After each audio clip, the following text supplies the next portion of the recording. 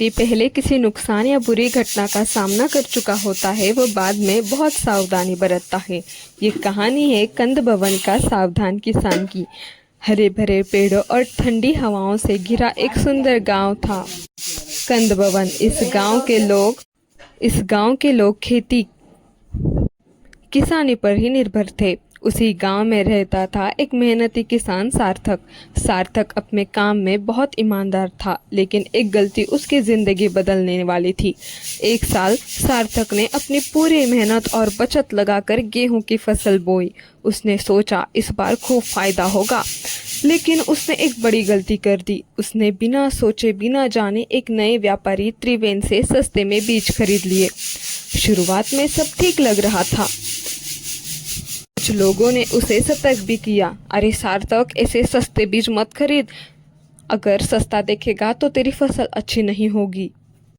देख, अच्छे बीज खरीदेगा अच्छे दाम में तो तेरी फसल भी अच्छी आएगी, वरना देख फिर बाद में तेरा ही बड़ा नुकसान हो जाएगा। मगर सार्थक ने बोला, अरे भाई, अगर सस्ते में मिल रहा है तो क्यों मैं अपने फोकट के पैसे वहां पे डालूं जहां मेरा नुकसान हो रहा हो।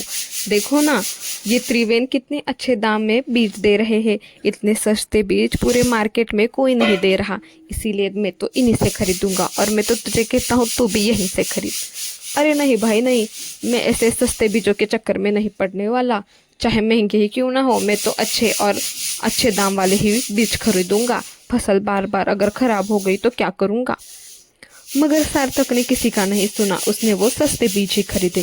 शुरुआत में तो उसे सब ठीक लग रहा था, लेकिन कुछ दिनों में ही फसल पीली पड़ने लगी और धीरे धीरे पूरी फसल खराब हो गई।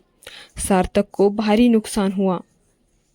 उसकी सारी बचत खत्म हो गई, क्योंकि उसने तो पूरी जमा पूंजी लगाकर ये गेहूं की फसल उगाई थी, और जो भी उसने डाला था उसमें से उसे कुछ प्राप्त नहीं हुआ। उल्टा उसकी सारी पूंजी डूब गई। उस दिन के बाद सार्थक पूरी तरह बदल गया। अब वह हर छोटे बड़े फैसले बहुत डर कर लेने लगा। बीज खरीदते समय 10 बार सोचता, नई चीज अपनाने से घबराता, हर किसी पर शक करने लगा था वो। गांव वाले उसे कहते, अरे सार्थक, इतना भी मत डरो।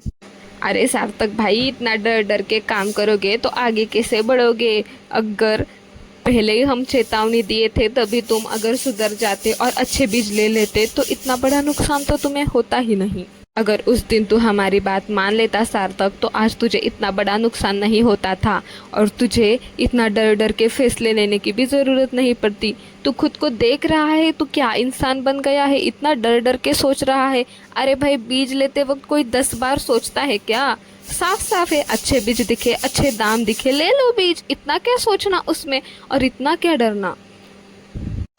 मगर सार्थक ने कहा, अरे भाई, तू नहीं समझेगा। जिसने पूरी जमा पूंजी लगाकर बीज खरीदे हो और अगले साल उसे कुछ फसल ही ना हुई हो, उसका दुख दर्द तुम क्या समझोगे। अरे समझने का क्या है सार्थक भाई, तुझे पहले तो हम समझा ही चुके थे, तूने कहाँ सुनी हमारी। अब देख तुझे ही कितना झेलना पड़ रहा है। क्या इंसान बन गया है तू उसकी वजह से। लेकिन वो हमेशा एक ही बात कहता, मैंने एक बार गलती की है, अब दोबारा नहीं करूँगा। कुछ महीनों बाद गांव में एक नया किसान आया, ईशान। वो आधुनिक खेती, नए नए तरीके जानता था।